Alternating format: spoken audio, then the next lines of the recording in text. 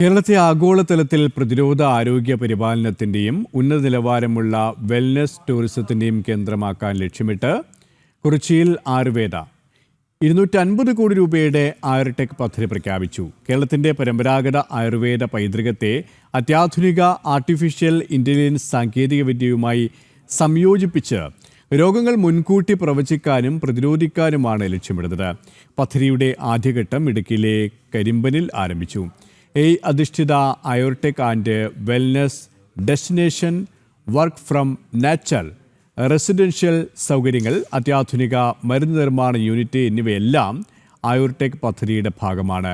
ആരോഗ്യമേഖല, സാങ്കേതികവിദ്യ, ഹോസ്പിറ്റാലിറ്റി, നിർമ്മാണ മേഖല തുടങ്ങിയ വിഭാഗങ്ങളിലായി 500ഓളം പുതിയ തൊഴിലവസരങ്ങൾ സൃഷ്ടിക്കുമെന്നും കമ്പനി ഡയറക്ടർ ജിതിൻ ജെ കുറിച്ചിയിൽ പറഞ്ഞു.